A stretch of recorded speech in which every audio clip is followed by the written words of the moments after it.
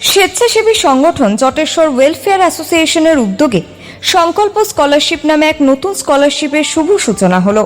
রবিবার বিকেলে ফালাকাটা ব্লকের জটেশ্বর উচ্চ বিদ্যালয়ের বিপরীতে আয়োজিত এক অনুষ্ঠানের মাধ্যমে স্কলারশিপটির পাশাপাশি একটি অফিস কক্ষেরও আনুষ্ঠানিক উদ্বোধন করা হয়।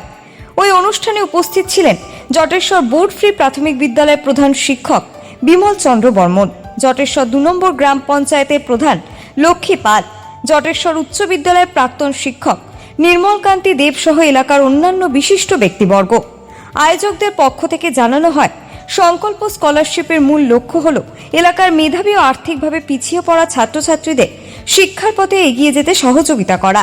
এই উদ্যোগ ভবিষ্যতেও আরও বিস্তৃত পরিসরে পরিচালিত হবে বলেও তারা আশাবাদ ব্যক্ত করেন। স্বেচ্ছাসেবী সংগঠন জটেশ্বর ওয়েলফেয়ার অ্যাসোসিয়েশনের এই উদ্যোগকে সাধুবাদ জানিয়েছেন উপস্থিত অতিথিরা। আমাদের এনজিওর পক্ষ থেকে এটা সংকল্প স্কলারশিপ নামে একটা স্কলারশিপের উদ্বোধন করা হলো। এতে গরিব ছাত্রছাত্রী যারা উচ্চ মাধ্যমিক পাস বা মাধ্যমিক পাশের পর বিভিন্ন কলেজে টাকা পয়সার জন্য পড়াশোনা করতে পারে না, তারা সম্পূর্ণভাবে এখান থেকে কোর্স ফির একদম 100% ফুল সাপোর্ট পাবে। আমাদের মাধ্যমে আবেদন করতে হবে, তার জন্য এই অফিসটা আজকে উদ্বোধন করা হলো।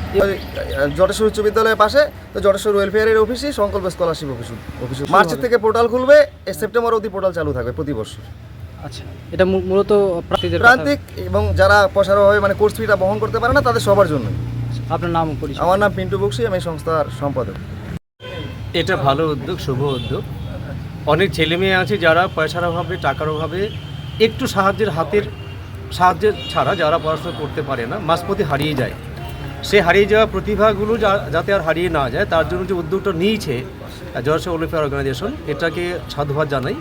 এবং দেখলাম বিভিন্ন কোর্স যারা অফার করছে, যেই কোর্সগুলোকে নিলে এই স্কলারশিপটার আন্ডারে আসবে, খুব ভালো ভালো কোর্স দেখলাম।